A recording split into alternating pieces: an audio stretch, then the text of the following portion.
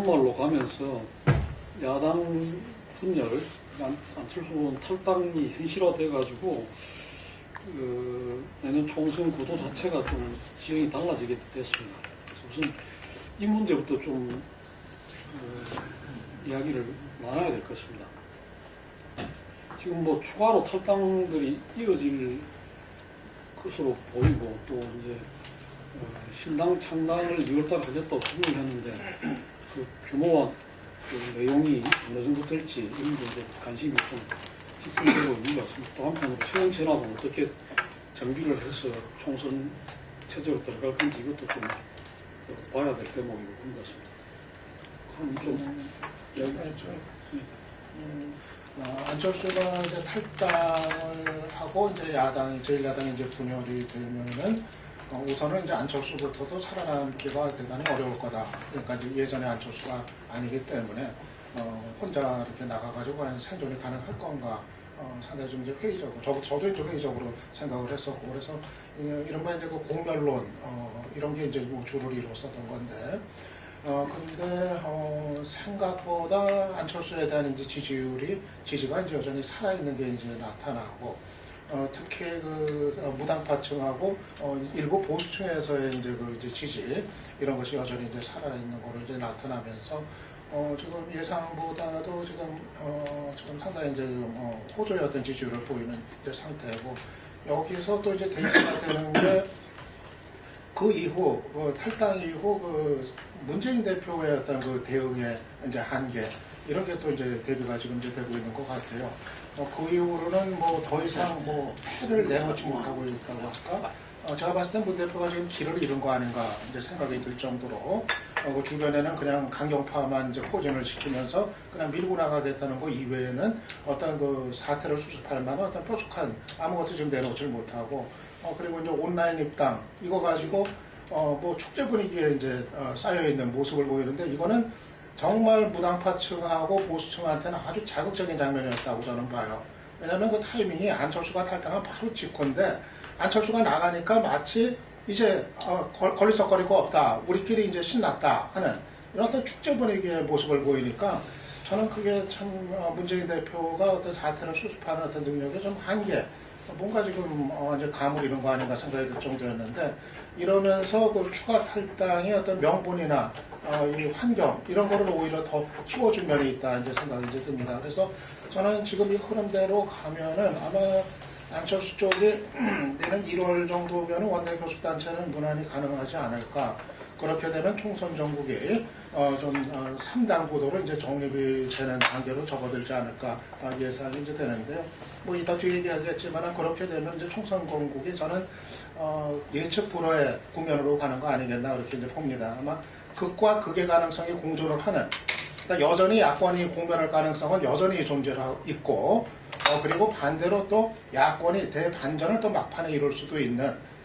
그런 가능성이 극과 극의 가능성이 좀 공존하는 예측 불허의 상황으로 정말 총선 마지막 순간에 가야 가늠이 될 결판이 나지 않겠나 이렇게 봅니다. 그 최근에 신당이 안철수 신당 논점을 들고 있어요. 원래 조금 그동안의 경우는 약간 달랐던 것 같은데 천정배라든가 박주선 의원 등을 중심으로 이제 하남 사건과 관련된 문제를 대신에 문제 담았던 여기에 신당이 추진됐었고 안철수의 변수는 안철수까지 탈당하려 한다면 신당에 상당히 힘을 실어주는 그런 상황이 될 거다라고 했었죠. 그런데 안철수가 직접 이제 탈당파사를 듣는 얘기니까 그런 신당의 힘을 보태주는 것이 아니라 안철수 신당이 돼버리는 상황이 되는 것 같습니다. 저는 안철수 탈당했을 때는 교섭단체는 구성할 수 있을 거다라고 짐작을 했었고요. 직후에 이제 탈당, 세 사람 빼놓고는 없고 하는 거니까 이걸로 이제 완전히 고립된 거 아니냐, 소멸되는 거 아니냐라고 이야기했었는데 여러 가지 내부적인 상황이라든가 문재인 스타일로 봤을 때 탈당에 2단계였을 가능성이 있다라고 봤었는데 이런 점이 진행되네요.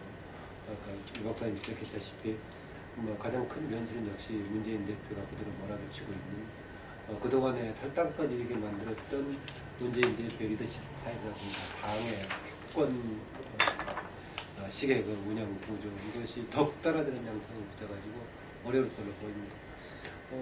오늘 정도는 보니까 심지어는 박영선의 탈당 여건이 상당히 타진을 많이 하고 있는 것 같아요. 박영선과 이종걸 사상 초유의 원내 대표가 이렇게 탈당을 거론하고 심각하게 고민하는 상황을 발전할지 모르겠지만 그 정도가 된다면 이제는 탈당이라는 단어보다는 이제 분당이라는 단어로 바뀌어야 되지 않느냐고 분명히 생각하고요. 아니 만약에 박영선은 뭐 선거 이후에 총선 이후에도 움직일 가능성이 있지만 총선 전에 박영선을 움직인다라고 하면은 이미 무게중심 문제는 신장수로 가버리는 상황이 되지 않을까 그렇게 봅니다. 그냥 다야 구조가 된다고 하더라도요.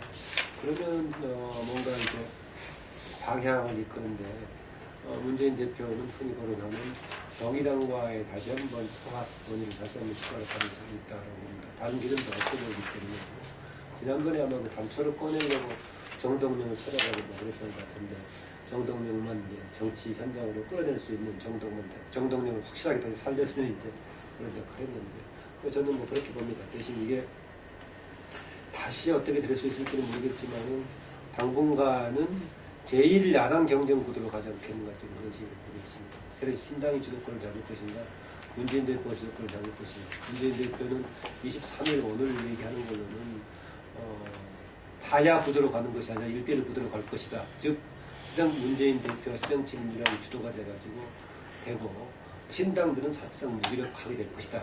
이런 주장을 하는 것 같은데 그것하고 다르게 야당, 두세 개의 야당 구도로 갈 것이다. 그리고 어느 쪽이 주도권 잡을 것인가는 좀 변수가 남아있는데 아까 말씀드렸던 박영선 등등까지 만약에 움직이는 상황이 되어버린다면 주도권이 완전히 신당 쪽으로 넘어가야 된다. 저는 그 안철수 신당에 대해서 우리가 여러 가지로 좀 새롭게 좀 봐야 될 부분이 있다고 봐요. 그래서 그 역대 제3세력, 박창동이, 이인재, 또 나가서 정몽준, 윤국선 이런 사람들이 다 제3세력을 하겠다 했을 때 지지율은 높았지만은 그 사람들이 실제로 당을 만들어서 선거로 갔을 때 지지율만큼의 결과가 대부분 다 나오지 않았다. 안철수 의원도 결국은 지금 이 바람이라는 이런 부분들이 총선을 치르고 대선까지 가는 부분 속에서 온전할 수 있을 건지는 역대 제3세력을 희구하는 그런 국민의 일정한 지지율은 있었지만은 이것이 한마디로 실제로 구현되기는 어려웠다라는 부분을 보면서 좀 디스카운트를 해야 된다. 그 다음에 지금 이 새정치를 주장하고 정치 혁신을 주장하면서 결국 지금 벌어지는 양상은 광주 의원, 호남 의원들 탈당해서 호남의 해경원이를 새정년하고 다투는 모습으로 가고 있는 것이 과연 옳은 모습인가 이런 부분도 우리가 좀 생각을 해야 될 거라고 봅니다. 또 안철수의 새정치를 주장하면서 2012년에도 뭔가 한 방이 있을 것 같으면 안철수 생각이나 책 읽어보면 결국은 죽도 밥도 아닌 좋은 이야기만 그냥 긁어 모아놓고 끝나버렸고 지난번에 탈당하면서 이야기했던 10대 혁신 과제 이런 부분들도 결국은 새로운 이야기가 전혀 아닌 당시에 민주당 대선 패배 이후에 백세에 나 있는 이야기들에 불과했다. 그러면서 지금 당을 만든다면서도 컨텐츠 이야기는 어떤 정책을 내갈 건가는 이야기로서 차별하면 전혀 안 하고 있다. 저는 의도적으로 안 하고 있다고 봅니다. 그 다음에 안철수가 과연 야당인가 하는 부분은 우리가 다시 봐야 된다고 봐요. 저는 안철수는 정치적 족보가 없는 사람이라고 봅니다. 전통 야당의 맥을 잇는 것도 아니고 한마디로 어디서 굴러갔는지 누구하고 가까운지 알 수가 없는 부분이기 때문에 어떠한 정치적 선택이라도 갑자기 180도 다르게 할 수 있는 부분이 있다고 봐요. 지금 범야권 에서 보면 제야 진보 그런 세력들하고 현재 야권의 주도하는 사람들이 다 깊숙하게 나와 있기 때문에 어떤 정치적 선택에서 갑자기 180도 확 꺾어버려서 간다든지 이런 일을 한 사람들이 거의 없었죠. 근데 안희원은 이 족보가 없기 때문에 그런 일도 가능하기 때문에 안희원은 여권의 비주류 제가 지난 대선 때 줄기차창 이야기했지만 안철수 의원의 배우가 뭐냐 하고 봤을 때 여권의 비주류하고도 확실히 다 있다. 저는 아직도 관계가 유지되고 있다고 봅니다. 그리고 안철수 의원이 지금 모인 저당이 여야에서 이원 집정부제를 주장하는 사람들의 하나의 은신처가 될 수 있다. 그런 부분을 보고요. 그 다음에 무엇보다도 안철수가 지금 주식이요. 정치판에 들어오기 전에 6만원 하던 주식이 정치판 들어와서 과거에 13만 9천원까지 올라가서 수많은 개미들 울렸는데 이번에 또 그런 일이 반복되고 있어요. 자, 한 1년간 4만원 미만으로 있다가 지금 안 의원이 탈당하니까 6만원쯤 갔다가 어제 하루 만에 19,100원 30% 올랐습니다. 그리고 오늘도 이제 좀 더 올라가지고 어제는 79,100원에서 오늘은 8,100원에서 왔다 갔는데 이런 식으로 전 세계에 저렇게 직접 당수가 되겠다고 정치하고 대선 후보가 되겠다는 사람이 저런 식으로 자기 주식을 가진 채 자기 회사 주식 가격을 직접 정치 테마주로 만들면서 정치하는 예가 있었느냐. 본인은 뭐 절반은 동그라미 재단에 기부했다고 이야기합니다. 그건 직가 아닙니까? 그리고 동그라미 재단이 과연 그동안에 뭐 했는지 국민이 아는 게 있습니까? 이래 봤어요. 새 정치고 백신이고 주장하기 전에 주식부터 팔고 그건 돈으로 만들어서 떳떳하게 정치에 올인하든지 돈이 중요하면 그냥 예를 들어 정치를 그만두든지 해야 되는데 저렇게 주식을 가지고 정치를 하면서 주식 가격을 올리고 하는 것이 자기 행동은 자기가 다 알 거 아니에요. 내일 내가 기자회견 한다. 내일 우리 누가 탈당해서 온다. 그런 어떤 부분으로 봤을 때 여러 가지로 좋게 볼 수 없는 측면이 너무 많은 것 같습니다. 어쨌든 지금 탈당이 아니라 분당으로 가고 있다. 이렇게 이야기가 나오는데 뭐 그렇게 봐야 될 것 같고요. 이른바 야당의 창조를 파괴가 시작됐다. 이렇게 봅니다. 지금 이 탈당하시는 분들 이렇게 보면은 대체로 그동안의 정통 야당의 이 아이덴티티에 좀 맞지 않는 사람들이었어요. 이게 굉장히 새정치연합의 스펙트럼이 우리 야당이 전부 다 뭐 현대 정당은 다 포괄주의 정당이니까 넓다 하더라도 상당히 그분들은 이 새누리당의 어떤 노선이라든지 이와 별 차이가 없는 이런 분들이 새정치연합에도 다수 이렇게 포진되었었죠. 그런데 안철수 의원도 새누리당 프레임에 갇힌 것 같아. 뭐 이런 말을 제일 듣기 싫어했다고 한겨레신문의 정한용 기자가 진짜 탈당한 이유는 뭐냐 이런 부분에 뭐 기사를 쓰는데 그게 그런 식으로 지적이 돼 있던데 이른바 우리가 이제 이 중도 정당 거기가 분명히 포지셔닝이 비어 있었던 거죠. 예를 들면 그래서 제가 볼 때는 항상 제3세력, 제3당 이렇게 출연할 수 있는 어떤 유권자의 어떤 기반이 항상 이렇게 비어 있었다 이렇게 보여지는 거고 거기다 더 나아가서 과연 새누리당이 보수를 대변할 수 있느냐 그렇지 않다. 많은 분들이 이야기하는 게 새누리당은 어떤 수구 피더권 세력이다. 보수 세력 전체가 아니라 이게 그래서 지난번에 대선 때도 박근혜 대통령이 상당히 거기에서 어떤 개혁 보수까지 이렇게 넓히는 그러면서 중도까지도 잠식해 나갈 수 있는 경제 민주화 뭐 복지 문제도 야당이 생각 못할 정도로 그냥 나와버리고 그래서 지금 그 이후에 복지 공약이 다 후퇴하고 이래서 지금 이제 난리 난 거 아닙니까 이게.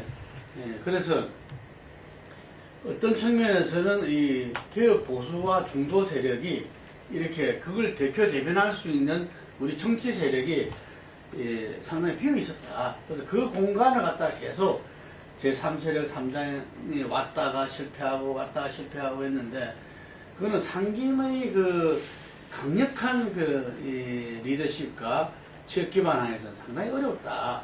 이렇게 볼 수 있고요. 그런데 그 이후에 이제 상김이 실제적으로 사라진 이후에 그 부분들이 어떻게 될 것인가 부분에 저는 박근혜 대통령까지 이렇게 넘어가 버린다면은 지금 여당에도 강력한 카리스마 리더십이 없지 않습니까?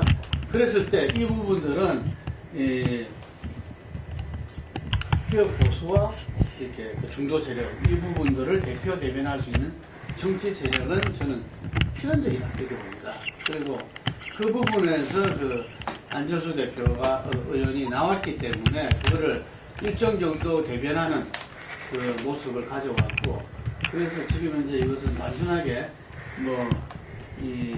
문재인 대표가 리더십을 제대로 못해서라는 문제라기보다는 실제로 이 포지셔닝에 비어있는 어떤 부분에 응답한 것이다. 저는 그렇게 봅니다. 그렇기 때문에 실제로 현재 여러 조사에서 보면은 한 새누리가 35 내외, 그리고 그 새정치연합이 25 내외, 그리고 안철수 신당이 한 15% 내외, 뭐 이렇게 지금 차지하고 있어요, 이게. 그래서 이 안철수 의원이 대선 후보 지지도에서 3위로 올라서고, 가상 대결에서도 상당히 이 김무성 대표하고 오차범위 안에 들어갔다든지 뭐 이런 부분들이 나타나는 게 바로 그런 어떤 그 유권자 국민들의 어떤 그 기반 자체가 존재했다고 이렇게 봅니다. 그래서 저는 이 부분이 한편으로는 이 우리 정치에서는 굉장히 그 정치의 후퇴가 아니라 우리 정치의 그 선진화, 일부 전진을 가져올 것이다. 예를 들면은 정말 새누리당도 이제 보수 정당다운 이 정당이 되도록 노력할 것이고, 그리고 이 새정치연합도 이렇게 정말 자기들이 이렇게 지금 새정치연합이 보수 정당인지 진보 정당인지 애매합니다. 이게 우리나라는 이념 정당이 없다고 그러지만 그 좌표를 이제는 갈짓자가 아니라 정확하게 그 좌표를 설정해야 되고, 또 진보 정당 또한 마찬가지라는 이야기죠. 지금 이 문재인 대표가 이 난국을 타개하기 위해서 정의당과 합당한다 이런 이야기도 지금 여기저기서 많은데, 진보 정당은 길을 가야 될 것 같아요, 이게. 그래서 각 정치 세력들이 이제야말로 국민들한테 자기 신들이 정치적인 어떤 철학 이상의 근거와 노선과 정책으로서 성공하게 되는, 저는 아주 긍정적인 방향으로 간다 이래 봅니다.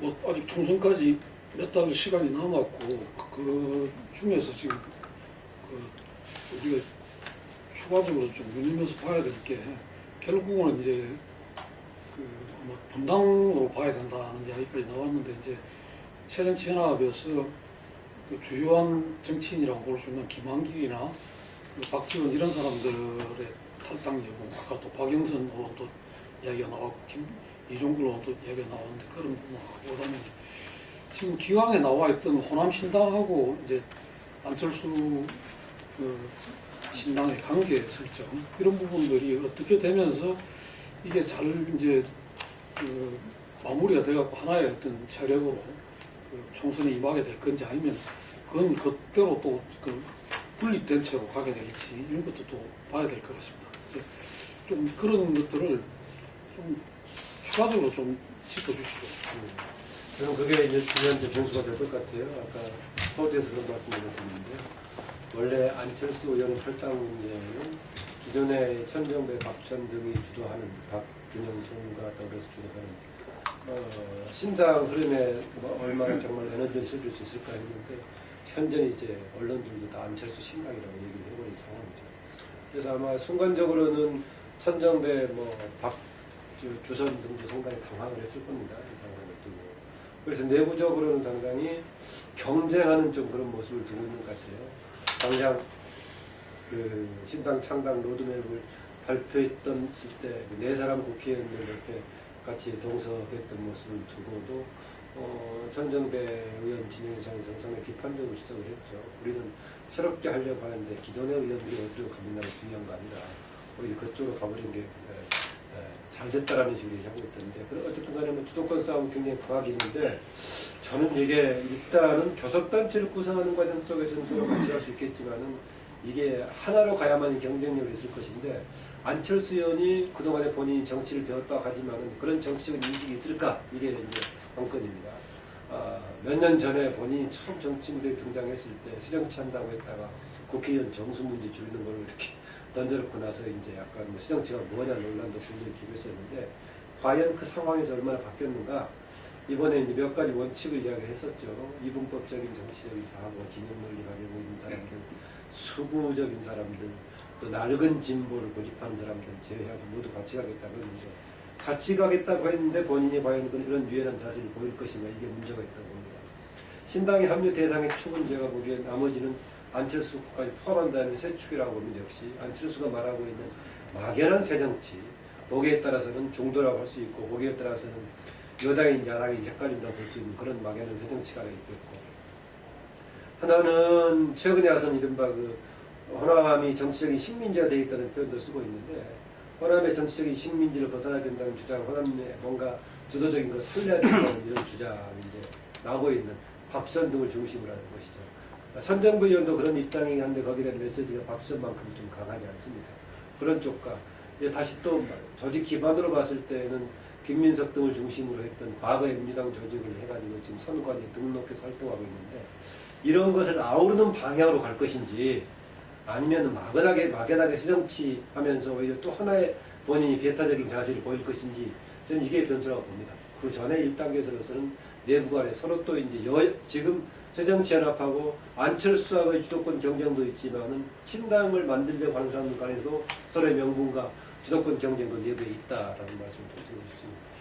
아마 안철수 쪽도 이제 딜레마와 같은 여러 가지 이제 선택을 해야 되는 좀 어려운 문제들이 뻔히 이제 뭐 예상이 이제 되는 것 같아요. 당장 이제 수를 누리는 문제하고 그리고 자기의 어떤 그 색채를 분명히 하고 가는 거하고의 이 충돌 부분을 어떻게 이제 풀어나갈 건가 하는 문제가 이제 될 텐데요. 지금 기본적으로 이제 안철수가 지지율은 뭐 출발로 봤을 땐 상당히 예상 넘어서는 호조를 보이고 있지만은 그 지지층의 어떤 로열티라는 것이 대단히 이제 약한 특징을 갖고 있기 때문에 또 뭐 하나 이제 잘못하면은 실망을 시키면은 또 그게 이제 순간 또 이제 반전이 될 수 있는 이런 가능성이 또 이제 항상 있기 때문에 아마 뭐 살얼음과 같은 뭐 그런 이제 길을 이제 간다 이렇게 뭐 봐야 될 것 같은데 결국 저는 제일 중요한 고비가 새 정치를 얘기해 놓고 낡은 정치인들을 밖에 이제 안 보이는 그런 그림이 됐을 때 아마 그런 거는 이제 대단히 이제 그 치명타가 될 수 있다 이제 그렇게 보는데 근데 이제 안철수 자신도 그 점을 상당히 의식을 크게 하는 거는 좀 나타나는 것 같아요. 어제도 그 대선 가서 얘기한 거 보니까 신당 쪽에 이렇게 참여한다는 것이 곧 공천을 보장하는 것은 아니다. 뭐 이런 얘기라든가 또 사람 그 손잡는 거를 서두르지 않겠다. 신중히 해나가겠다. 이런 거는 바로 이제 그런 문제. 어떻게 하면은 이제 좀 자기들의 어떤 컬러에 이제 부합이 되는 인물들을 중심으로 해서 가져갈 건가 그래가지고 아마 우선은 좀 이제 핵심들을 먼저 좀 이렇게 추리고 그리고서 이제 수를 늘리는 식으로 이제 가지 않겠는가 그렇게 이제 예상이 이제 되는데요. 아무튼 뭐 저는 기본적으로 지금의 이 3자 구도로 이제 정립이 되는 게 물론 아까 얘기처럼 한편으로는 여전히 야권 공멸의 우려는 있고 특히 그 수도권 지역에서 마지막까지 정말 연대가 안 됐을 때 그랬을 때 정말 공멸의 위험은 여전히 지금 살아있는 거고 근데 반대로 저는 뭐 막판에 뻔히 공멸이 예상되는 상황에서 뭐 안철수가 연대 안 한다고 했지만은 뭐 당대당의 어떤 연대는 안 하더라도 여러 가지 또 좀 탄력적인 방식은 많이 있을 거라고 생각이 돼서 어떤 식으로든 모색이 될 거라고 이제 생각이 되는데 막판에 가가지고 이것이 또 반전이 될 수 있는 그런 방향으로 간다고 한다면은 어차피 그 야권의 어떤 그 표의 확장성이라는 이런 거를 거두면서 오히려 총선에 대한 전망을 이전까지는 뭐 여당의 압승, 야당의 참패 예상을 기정사실화됐다면은 그 상황을 반전시킬 수도 있는 가능성이 또 한편으로는 열린 거다 해가지고 저는 어차피 이렇게 야당의 뭐 분열이 된 상황이라고 하면은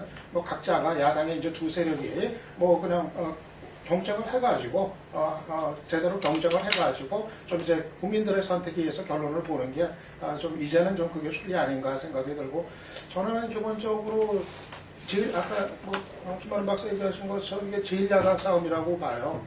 지금 어디까지 갈지는 예측불허 아닌가. 지금 뭐 수적으로 보면 이게 원사이드한 게임에서 시작이 된 건데 뭐 만약 추가 탈당이 이어져서 분당까지 되고 그래가지고 완전히 3자 구도가 딱 대등하게 정립이 된다고 했을 때는 그때는 정말 20대 총선 하는 날 뚜껑 열어봐야 제1야당이 어딘지가 좀 가늠이 되는 뭐 그야말로 아주 그 극단적인 경우는 제1야당이 뭐 교체가 될 수도 있는 이런 것도 배제할 수 없는 예측불허 시계 제로의 어떤 판이 되는 거 아닌가 그렇게 저는 봅니다. 저는 한국의 야권이나 진보에 있는 지식인, 농객, 이론가들 전부 접시물에 코 박고 죽어야 된다고. 안철수가 이게 야당인가 하는 부분에 대해서 근본적인 문제 제기조차도 하는 사람이 없어요. 자, 이게 야당의 전체로 봐서는 안철수가 무슨 외형을 확장을 한다든지 뭐 지난번 대선 때처럼 단일화를 해줘서 유리하다 이렇게 판단할지 모르겠지만 근본적으로 야권은 야권답게 정체성과 또 삶의 일관성, 또 그럴 만한 이유, 이런 것들을 가진 사람이 야당의 지도자가 돼야 되는 게 합당하다라고 봅니다. 저는 천정배나 박주선은 김민석, 박준영 이런 사람들은 그런 맥락의 연장선상에 있어요. 근데 안철수는 기본적으로 지난 이명박 정권 때 보면 이명박 정권하고의 관계에서 뗄래야 뗄 수 없는, 우연으로 보기에는 너무 많이 겹치는 이해관계를 가졌어요. 카이스트 석좌 교수 부부간에 됐지요. 서울대 융합과학대학원에 원장으로서 부인도 같이 교수로 달고 왔지요. 그 다음에 청와대의 각종 위원회에 수도 없이 갔지요. 그 다음에 포스코 이사회 의장, 그리고 이사를 했지요. 그리고 더 나아가서 본인의 회사도 전국에 광고공사가 굉장히 많지요. 자, 이런 어떤 부분 속에서 또 교과서에 열 몇 개 올랐지 않습니까? 17개인가. 그러면 안철수라는 것을 우리가 어떻게 봐야 되는가? 그렇게 정권하고 잘 지내다가 어느 날 새정치한다고 왔다가 야당을 한번 손들어 줬다고 해서 이 사람이 지속적인 야당의 정체성을 가지고 있는 그런 사람인가? 그렇다면 외연 확장이 될 수 있지만 그러지 않다면 트로이의 목마도 될 수 있지요. 그런데도 불구하고 국민 지지율이 외견상으로 높고 또 거기에 그냥 호남의 지지율이 올라간다라는 명목하에 안철수 하면서 결국 뭐 떨어져서 붙더라도 결국은 대선에서 야당의 유리한 구도가 될 것이다 라고 저는 바라보는 시각이 매우 문제가 있다고 보고, 더 위험한 것은 이원 집정부제 개헌을 하는 세력이 총선 이후에 안철수 당이 그 중심이 되어서 이렇게 뭔가를 할 거라고 봅니다. 저는 새누리당에 이번에 뭐 일부는 못 받은 사람은 안철수 당에 합류할 거고, 또 공천을 받은 사람이라도 나중에 박근혜 대통령의 입장에 반대하는 사람은 공천 이후에도, 그러니까 총선 이후에 당선되고 나서 탈당해서 여야의 이원 집정부제 개헌에 동의하는 사람들이 안 당에 다 모일 수 있어요. 그렇다 그러면 실질적으로 저기 개헌을 하기 위한 어떤 좌우 정당 연합체일 수도 있다. 이런 부분을 한 번은 생각을 좀 해봐야 된다는 거죠. 그럼 야권 전체가 뭐 이원 집정부제 개헌을 원한다면 그건 뭐 제가 할 말이 없습니다만은, 한마디로 저는 안철수라는 실체가 모호하고, 안철수 의원이 살아온 거, 정치하기 전에 살아온 과정을 한번 보세요. 저 사람이 정치적으로 봤을 때 야당으로서 조금 또 일치하는 맥락이 있습니다. 그런 어떤 부분, 어느 날 갑자기 자각을 느껴서 돈 벌던 사람이 정치판에 뛰어들었어요. 나는 언제든지 새누리당을 해도 이상할 게 없고, 나는 언제든지 예를 들어서 야권을 안 해도 이상할 게 없는 사람입니다. 그렇기 때문에 이런 어떤 맥락들을 갖다가 바라보지 않고 이해관계로만 바라보는 야권의 지식인들이 좀 한심하다 이런 겁니다. 오늘 그 탈당한 강주의 그 임내연 의원이죠. 그 의원이 하신 이야기가 그 안철수 의원과 함께 낡은 진보에 투쟁을 하겠다 이런 이야기였어요. 그래서 아마 지난번에 그 문재인 혁신은 실패다 하고 혁신 3원칙을 내놨을 때 첫 번째가 아마 낡은 진보 청산일 겁니다. 근데 두 번째가 넓은 진보 정상입니다. 처음이 부패 청산인가요? 네. 하여간에 이 가장 지금 이제 안철수가 현 야당가에 있어서 전선을 설정하는 게 낡은 진보라는 이야기인데, 이게 대해서 이제 많은 분석과 그 해석이 이제 따르고 있는데, 쉽게 말하면은 좀 운동권과의 어떤 괴리감, 운동권 출신들과의 어떤 좀 이렇게 생각이 다름, 뭐 이런 부분들이 상당히 좀 이렇게 그 깊이 이렇게 내재되어 있는 것이 드러난 거 아닌가 이렇게 보여지는데, 심지어 천정배 의원 같은 경우도 민변 활동을 했어요. 민변 활동을 했지만 학교 다닐 때 무슨 운동권이다 이런 건 아니었어요.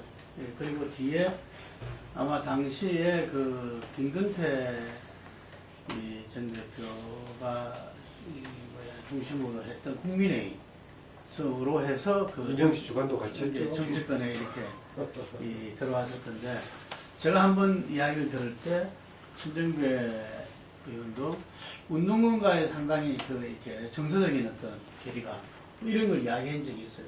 그러니까 운동권 출신이 아닌 사람들은 그 운동권은 각 대학을 넘어서 굉장히 선후배로 결속감이 강해요. 예를 들면 그렇다 보니까 거기서 오는 좀 정서적인 또 실질적인 이렇게 소외 이런 부분들은 다들 좀 느낄 수밖에 그 없다. 야당에서는 예, 뭐 여당도 마찬가지입니다. 여당은 오히려 그런 부분들이 이렇게 변두리고 뭐 이런 부분에서 오는 그런 것들은 있지만 어쨌든 야당에서 그런 부분, 저는 낡은 진보라고 이야기 키치를 내걸었던 이 부분들이 상당히 그 현재 이 안철수 이른바 신당과 새정치연합을 갖다가 기준이 되지 않겠냐. 뭐 그런 측면에서 이 실제로 아까 제가 말한 새정치연합의 아이덴티티도 좀 바로 세워줄 필요가 있고 아마 그런 방향으로 가야 제대로 이 자기 정당의 어떤 존재감과 이런 걸 나타낼 거라 보고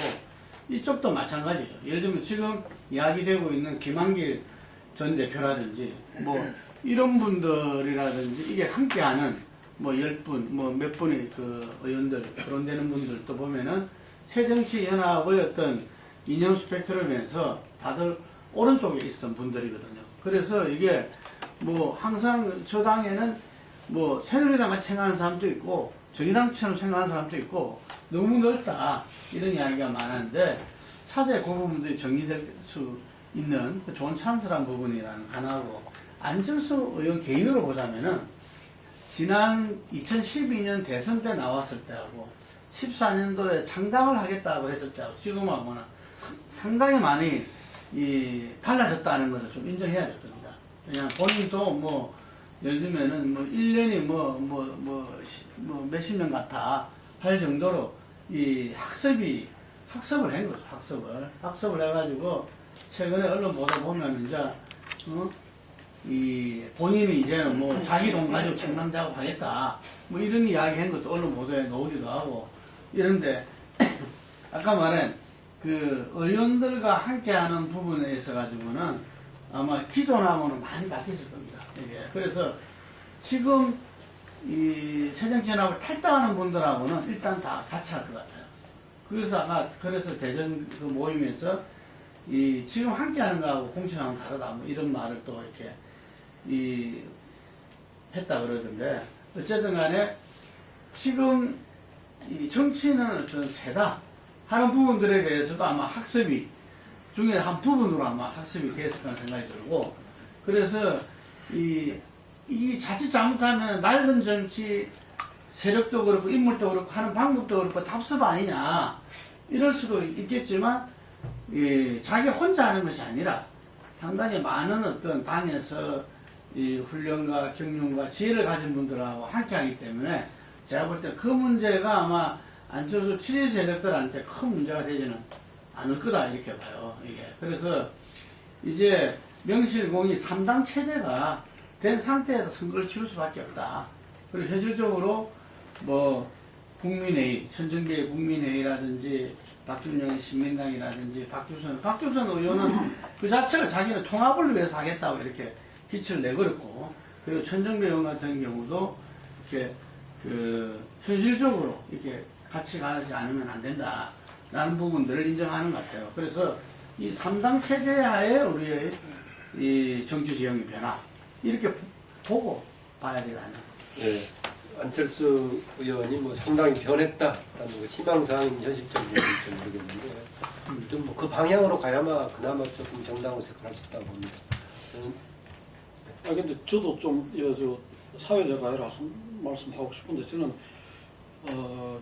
안철수 가능성에 대해서 저는 여전히 난 대단히 부정적으로 봅니다. 부정적으로 보고 우선은 지금까지 같이 해왔던 사람들이 대단히 이번 그거에 대해서도 탈당이나 이런 일련의 과정에 대해서 대단히 부정적으로 보고 있고 지금 그러면 같이 하는 새정치에서 같이 나간 능력들이나 이런 사람들이 안철수 노선이 옳고 안철수하고 어떤 그런 정치적 적을 동기적인 어떤 관계이기 때문에 그런 걸 하느냐 전혀 아니라고 봅니다. 이 시점에서 이해관계가 일치하기 때문에 하는 것이다. 아까 임내원 고검 검사 출신이죠, 그 양반이. 거기 현장에서 부딪히는 사람이 이제 문호부 출신이에요. 최경환이라고. 그러니까 이제 낡은 진보하고 싸우겠다 그런 이야기 하는데 자신이 그 지역구 활동을 열심히 안 하고 자신이 좋은 평가를 못 받고 있어요. 현역으로서. 그런데 그런 경쟁자에 대해서 그걸 하는데 안철수가 내거는 어떤 그런 그 구호가 자기한테 이해관계를 대변하니까 하는 것이지 그 사람이 안철수를 중심에 놓고 어떤 안철수에게 복무하는 그런 어떤 그 일을 하거나 전혀 그렇지 않다고 보고 나머지 지금 미리 나갔던 사람들도 마찬가지고 앞으로 갈 사람들도 이 총선까지 이해관계가 맞아가지고 어떻게 움직일지는 모르겠지만 정치적인 그 노선을 앞으로 그 야당의 어떤 새로운 리더십으로서 안철수를 보면서 같이 할 사람들은 그리 많지 않다 그렇게 생각을 하고 그런 점에서 저는 이제 그렇게 봅니다. 안철수가 그나마 버텨가지고 그 아까 이야기 나온 대로 새누리당 지지표를 좀 깔아먹고 그러면서 이제 뭐 이렇게 그 경쟁하는 구도로 간다면 좋겠지만은 대단히 불행하게도 그런 만큼 유지를 못하고 거꾸로 찌부러들면서 결국은 야권 표는 갈라먹고 새누리당 표는 일정하게 유지가 되면서 야권의 공멸로 가는 그런 결과로 기결될 가능성이 저는 대단히 높다고 봅니다. 높다고 보고 결과적으로 이 총선 이후에도 성공하기 어려울 것이다. 그렇게 보는 입장이고 그런 점에서는 그러나 새정치연합이 지금 상태로까지 오도록 이렇게 되고 지금 상태에서 그 문재인이나 어떤 지금 그 주류가 하는 어떤 그런 행태나 이런 부분들은 그 또한 마찬가지로 비판보다 마땅하고 총선 이후에 어떤 그런 새로운 활로를 개척하고 야권의 어떤 그런 그 검토 중대를 이룰 수 있는 무슨 그게 있느냐 그 점에 대해서도 굉장히 비관적이다. 그런 점에서는 이 총선 결과도 참 비관적이지만 총선 이후에 야권의 어떤 그런 저거에 대해서도 상당히 우려할 수밖에 없다. 저는 그런 입장입니다. 네. 저는 좀 얘기하고 이렇게 전 안철수 당으로 가서는 이후에는 성공할 수 없다라고 봅니다. 안철수 당에 대해서는 지금 이제 영어가 쉬우니까 안철수 당이라고 얘기하고 있는데 대신 이제 총선에서는 그때까지 일정한 역할을 할 수 있을 것이다. 라는 생각을 갖고 있긴 합니다. 안철수의 경우에 도구로서의 지금 이제 뭔가 야권의 새로운 에너지를 만들 수 있는 도구로서의 이제 그런 의미가 있는 것이지 안철수가 무슨 뭐 새로운 희망을 가지고 많이 변신해가지고 성공할 수 있는 정치인이 됐든 뭐 그렇게 좀 보지는 않습니다. 그리고 아까 이 경우에 따라서 야권 연대가 부분적으로 가능할 수 있다라고 하는데 그렇게 되려면 저는 다른 조건이 충족돼야 된다. 야권 전반에는 압도적인 지지 있는 분위기가 있을 때 가능한 것이지 경쟁 상태에서는 야권 연대를 가면 그동안에 이미 야권 연대 경험에 대한 부정적인 평가라든가 같이 있는 상황이기 때문에 쉽지 하기 어렵다. 그러면은 야권 연대가 압도적인 분위기가 되려면 어떤 것이냐? 뭐 반박, 박근혜에 대한 비판적인 분위기가 상대적인 것이긴 하지만 내용적으로 지금 새로 한 사람들이 그냥 해쳐 모여서 자리 챙기려고 신당을 만들거나 아니면 내부적으로 지금 문재인 대표 정치를 뭉치는 것이 아니라 어느 쪽에 있든가 그냥 그대로 가는 것이 아니라 자기 현실의 모습을 보여준다든가 문재인 대표의 경우도 지금까지처럼 다르게 자기가 그동안에 통합적 리더십을 발휘하지 못했던 이런 것을 후회하면서 뭔가 자기 생을 크게 보여준다거나 이런 조건들이 성숙했을 때 그나마 부분적으로 혹시 연대가 가능할지 모르겠지만은 지금 이제 야권의 공동 이해란 관점에서 지금 연대를 얘기하기는 좀 그런 것 같다는 생각이고요. 아까 임내연 그 부분에서요. 굉장히 중요한데 총선 때 야권 연대에 대해서 이러이러 조건이 안 됐을 때는 지금 부정적이다 이런 이야기잖아요. 네. 그런데 그 전에 이야기를 하면서 야권 연대에 대해서 상당히 좀 이렇게 그간에 이러저러한 문제점도 있었고 뭐 이런 이야기를 했잖아요. 네. 근데 선거에서 야권 연대는요, 그 선거 결과에서는 야당 입장에서는 야권 연대는 엄청난 위력입니다. 힘입니다. 그러니까 그게 이제 야권 전체가 야권이 단일화돼서 이겨야 된다는 세력이 많을 경우에는 그 의미가 있지만은 야권 정치에 대해서 질린 사람들한테는 야권 연대해봐야 더 이상 이력을 발휘할 수 없다는 것이 그래서 아니, 그런 유권자를 이야기하는 거예요? 그런 포함되는 아니, 것이죠. 출마한 사람들은 전부 다 자기 당선을 원할 거 아니에요. 그러면 자기 당선을 위해서는 야권 연대 후보 단일화가 돼야 되는 건데 안 그렇겠어요? 누구든 간에 새정치연합이든 안철수 당이든 누구든 간에 그 여론조사로 발달돼가지고 다 나오잖아요. 그렇죠. 그러니까 서로 주도권 경쟁도 하는 거 아니겠어요. 그러니까 그 사람들은 제 말은 뭐냐면은 이러 조건이 돼야 야권 연대가 가능하다 이게 아니라 야권 연대를 위해서 그런 조건이 필요하다고 할 거다 이런 이야기예요. 그거의 순서를 어떻게 동기가 어디 있든 간에 그런 분위기가 아니, 그 사람도 제일 중요한 당선. 그러니까 그런 분위기가 없이 막연하게 야권 연대해야 된다 이래가지고는 안 된다는 거죠. 이제 그렇게 야권 연대가 필요하면은 스스로 그런 자세를 만들고 분위기를 만들어야 된다는 생각이고요.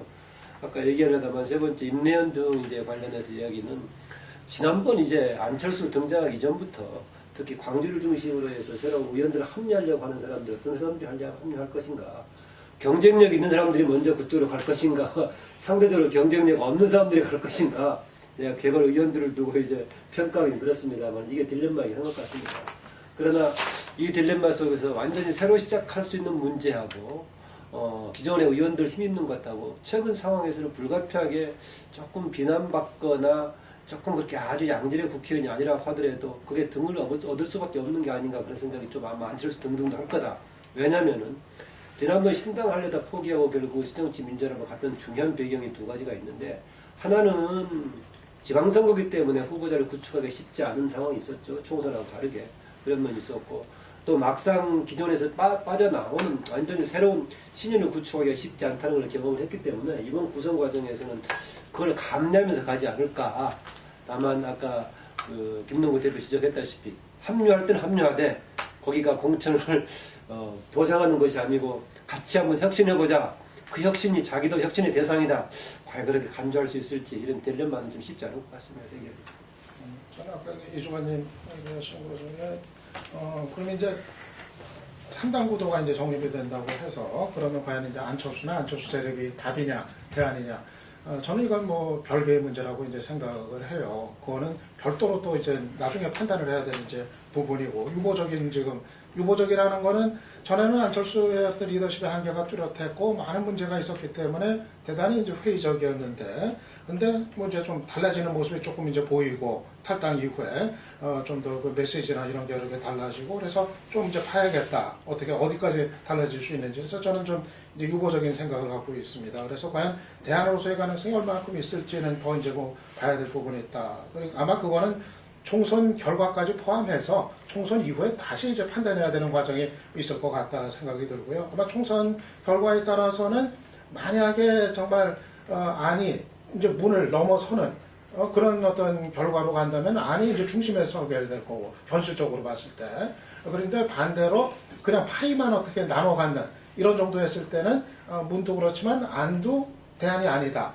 또 다른 대안을 찾자. 이쪽으로 흐름이 잡힐 가능성도 있고 여러 가지가 있을 수 있다고 이제 봅니다. 그래서 저는 어디까지나 지금 안철수 세력에 대한 관심은 일단은 우선 총선까지, 총선 전까지의 이제 관심이다. 전 이렇게 좀 전제를 할 수 있을 것 같은데요.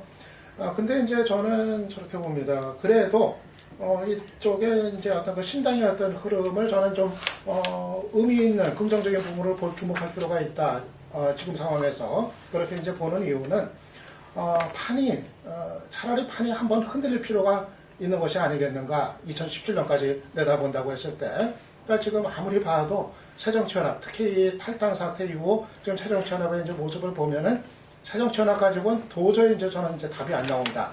이런 판단이 이제 다시 한번 들고, 어떻게 보면 2012년 이래로 지금까지 새정치연합, 지금의 제1야당이라는 존재가 야당을 한 발짝도 앞으로 나가지 못하게 하는 현재 그 야당의 질서라는 것이 바로 이제 그런 존재였다고 한다면은, 그것이 이제 누구에 의해서든 간에 한 번은 이 질서가 흔들릴 필요가 있다. 그게 안철수든 아니면 다른 누구든 간에 그것이 가능한 환경이 힘이 있다고 한다면은 그럴 필요가 있다. 그래서 저는 뭐 상황에 따라서는 지금 새정치연합 같은 경우가 무너질 것도 전 앞으로 조금 2017년까지 봤을 때 의미가 있을 수도 있다. 그렇게 이제 생각을 합니다. 다만 야권의 질서가 저는 흔들릴 필요가 있고 근본적으로 재편될 필요가 있다고 생각을 하고, 그런 점에서 안철수 신당이 어떤 긍정적 역할을 할 수 있는지 이거는 잘 이제 주의 깊게 지켜봐야 된다 이렇게 생각을 하는데, 다만 이제 그것이 아까 얘기한 것처럼 그렇다고 해서 안철수가 그러면 새정치연합이나 문재인을 넘어서는 대안할 수 있느냐, 이거는 이제 별개의 판단의 문제다. 저는 지금 단계에서는 거기까지 얘기할 수 있는 거 아닌가 생각이 드는데, 저는 그러니까 안철수에 대한 어떤 부정적인 평가 때문에 지금 새정치연합, 그 문재인 대표가 이렇게 그 구축해 있는 현재 그 새정치연합의 질서가 그대로 현상 유지가 되면서 계속 가야 된다. 저는 이건 좀 아니라고 봅니다. 이거는 그 질서는 한 번은 좀 제대로 좀 흔들릴 필요가 있다. 저는 일단 지금 얘기할 수 있는 건 좀 거기까지 아닌가 근데 생각합니다. 여기에서 중요한 게 뭐냐면은 3당 체제, 야권에서 새로운 당이 신당이 이제 출연할 것이고, 그것이 분당 수준으로 제법 세력을 갖춘 최소한 교섭단체 이상이 될 거다. 이렇게 봤을 때 지금 기존의 3당하고 이전에 우리 꼬마민주당이라든지 뭐 이런 당들이 다 있었지 않습니까? 가장 큰 차이가 뭐냐면은 우리 야당의 정치적 기반은 호남이라 그러잖아요. 뭐 박지원 이 의원 같은 경우는 뭐 야당 지지가 표가 한 1,500만 표인데 1,000만 표 정도는 그 호남 플러스 수도권 호남 뭐 어쨌든 호남 표심이 한 1,000만 표 된다 이렇게까지도 이야기를 했는데 중요한 게 뭐냐면은 수도권에서도 우리가 그 야당에서 기본적인 어떤 표가 호남표라는 거는 우리가 인정하지 않을 수 없는 거거든요. 근데 이 호남표가 현재 제1야당인 새정치연합에서 야심당으로 옮겨갈 가능성이 매우 크다는 이야기죠. 예를 들자면은 지금 이제 호남에서 새정치연합이 이 정말 뭐 이렇게 그 박준영 전 지사 같은 경우에는 뭐 이렇게 끝났다. 뭐 지금 호남에서 강주 민심이라든지 이런 것들 그 국회의원들이 왜 강기정 의원 혼자만 자기는 잔류하겠다 선언을 하고 나머지 두세 명도 다 움직여버리면 8분 중에서 7명이나 다 지금 탈당해서 그걸 되는 건데 왜 그러한가? 민심의 반영이라는 거죠. 이게 그 사람들의 개개인의 어떤 걸 떠나서 이게 그런데 수도권에 있는 그 호남 민심 또한 다르지 않다. 그래서 어떤 측면에서는 이게 저는 가장 지금 3당 체제가 구축되는 데 있어가지고 현재 야당 둘의 어떤 역학관계에서 가지고 우리가 제일 중요하게 볼 것이 수도권 호남의 어떤 민심이 그 기반 세력으로 작용했던 부분들이 어느 당으로 가느냐. 이 당에서 새정치에서 만약에 신당으로 갔을 때는 이거는 우리가 가히 어떤 그 변화라든지 이런 것들은 지금 생각하고는 전혀 다르게 봐야 된다. 이런 그 말씀이 맞는 게 이제 그래서 이제 문재인 대표 중심의 새정치민주연합이 당내 권력은 주도하고 있지만 그게 지지 기반하고 비대칭 구조를 가지고 있어서 굉장히 불안정한 상황이다라는 것이거든요. 네. 그래서 이제 과연 이제 안철수를 중심으로 한 세력이 이쪽을 대변할 수 있는 신뢰를 받을 수 있느냐 문제인데 지적했다시피 현재는 만약 이쪽에 대한 불신 불만이 있기 때문에 원비가 가능성이 좀 크다고 봐야겠죠. 지금 문재인이 그 조기 선대위 체제를 수용했지 않습니까? 그러면 조기 뭐 몰라 문재인이 조기 선대위를 받아들이겠다고 발표를 했어요. 그러면 이제 대표직에 지금 정식 발표한 건 아니잖아요, 아직. 예, 근데 지금 그렇게 나오고 있어요. 검토, 최고위에서 얘기를 검토. 했잖아요. 지금 전격적으로 하는 겁니까? 전 아까 말한 1시간 전에 간다는 이야기였어요. 얘기하십시오. ing학 검사랑 가시고 전격적으로 수용했다 이렇게 지금 나오고 있는데 그렇다 그러면 어쨌든 당내 분열을 갖다가 이렇게 축소시키면서 비주류들을 갖다가 좀 이렇게 선대위에 같이 이렇게 배치하는 형태로 위기를 넘기겠다 이렇게 지금 보이는 부분 아니겠습니까? 그럼 이제 이 지금 탈당 양상이 이후에 어떻게 갈지 즉 김한길이나 박지원 이런 사람들이 계속 탈당을 할지 박영선이나 그런 부분에서는 좀 지켜봐야 될 부분이 있는 것 같고요.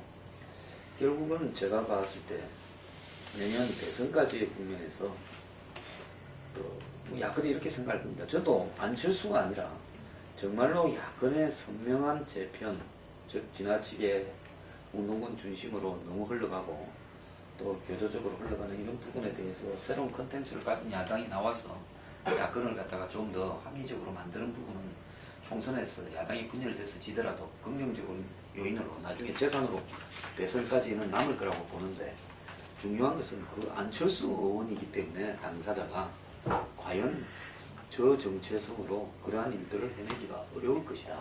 저는 그렇게 보는 겁니다. 안철수가 아니고 만약 제3자가 새로운 컨텐츠를 가지고 하는 부분은 제가 봤을 때 야당이든 여당이든 자극을 시키기 위해서라도 아주 긍정적인 부분이라고 저는 보는 거예요.